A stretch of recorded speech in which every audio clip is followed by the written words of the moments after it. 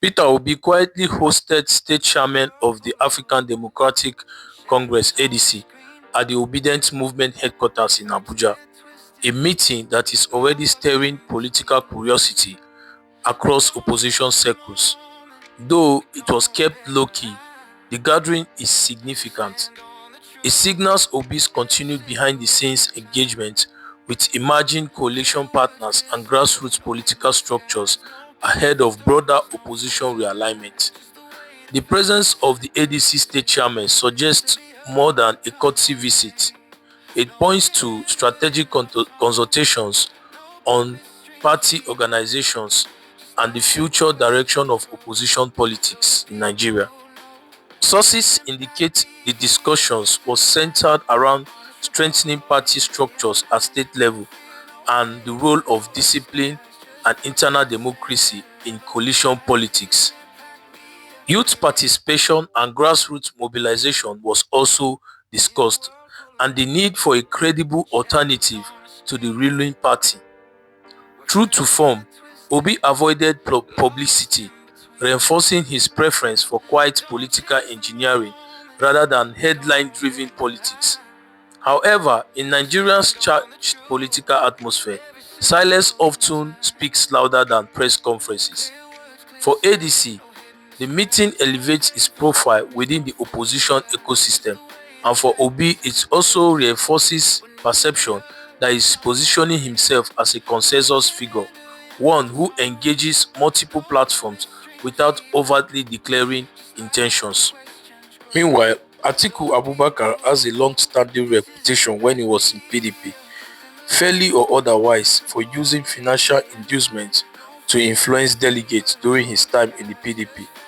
Observers recall that in critical party primaries, Atiku leveraged both structural influence and personal incentives to secure party tickets, a tactic that became part of his political playbook.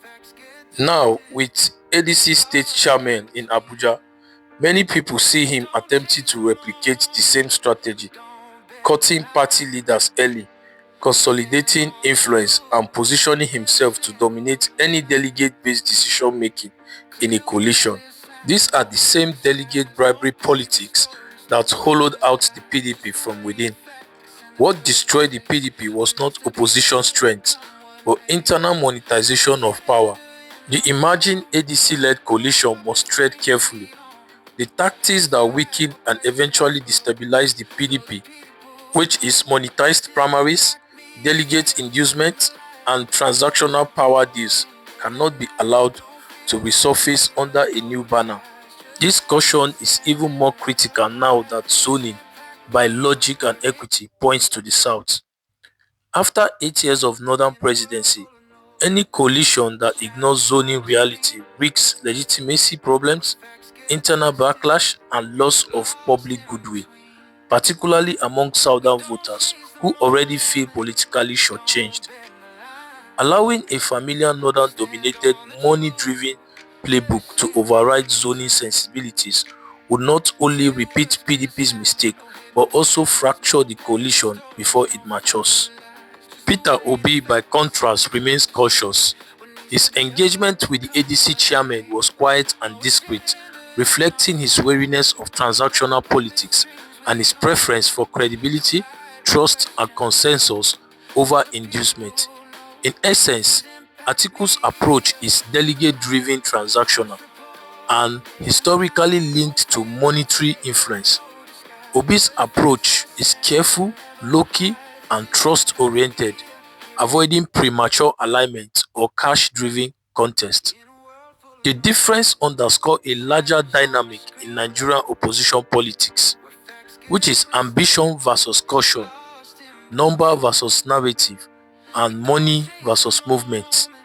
When Atiku Abubakar met with the same ADC state chairman earlier, the optics were loud and unmistakable. It was a classic Atiku move, open, expansive, and clearly driven by coalition arithmetic. Atiku has never hidden his belief that political power is negotiated in broad daylight through elite consensus, numbers, and deal-making across party lines. However, there have been growing concerns within opposition circles that the ADC National Working Committee reportedly contains a significant number of figures sympathetic to Atiku Abubakar or aligned with his long-standing political network. While this does not automatically imply wrongdoing, it raises legitimate questions about balance and internal dynamics as well, especially as coalition talks intensify and presidential calculations come into focus. For many people, the worry is simple. If the NWC tilts too heavily toward one aspirant's camp, the party risks becoming a vehicle for recycled ambitions rather than a genuinely neutral platform for consensus building. This concern is amplified by history.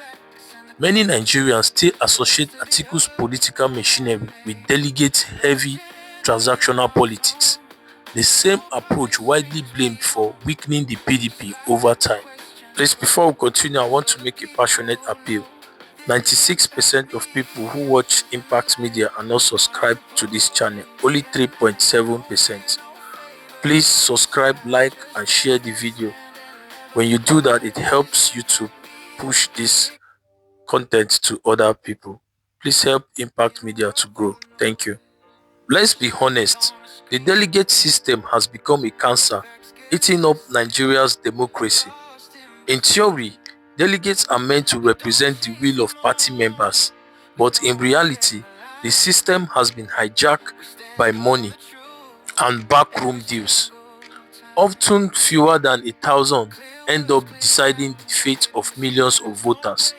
That's not democracy, that's auction politics. What the delegate system has done over time is replaced ideas with money inducement. It replaced competence with cash, and it replaced popular mandates with private negotiations. It also rewards those with deepest pockets, not those with the clearest vision.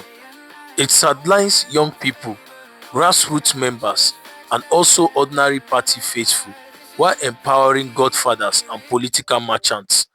Worst of all, it produces leaders who feel accountable to delegates they paid, not citizens who voted. This is exactly how parties rot from within. This is how PDP lost coherence, and this is how internal democracy dies quietly.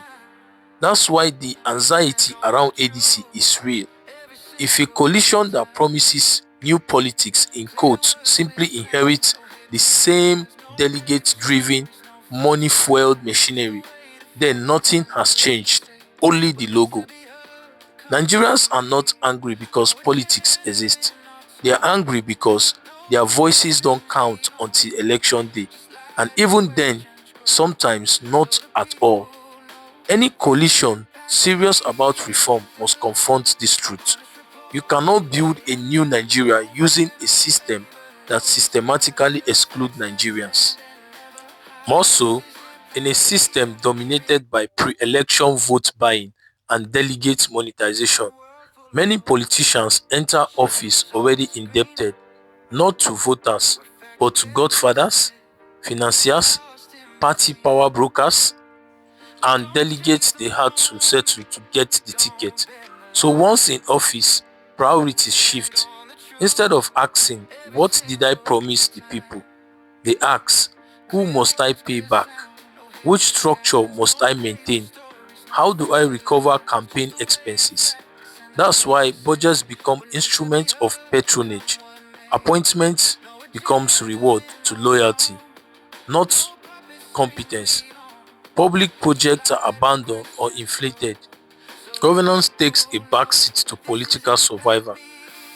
Campaign promises are often sincere, but the processes that produces candidates corrupt the outcome. When power is acquired through money rather than trust, accountability flows upward to sponsors, not downward to citizens.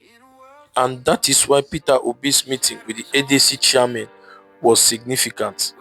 It mattered because it represented a different approach to political engagement. Obi's politics has consistently been defined by restraint and transparency, and a clear distance from money-driven negotiations. His interaction with the ADC chairmen was not about inducement or control of structure, but about building understanding, trust, and shared principles. In a political environment where many meetings are interpreted through lens of transactions, Obi's style stands out. He does not rely on financial leverage to win loyalty. Instead, he banks on his credibility, public trust, and alignment of values. That difference is precisely what gives his engagement weight.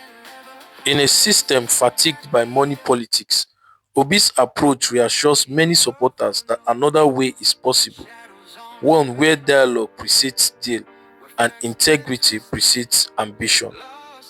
This is Impact Media. Thank you for listening. Please don't forget to subscribe, like, and share this video. Until next time, bye for now.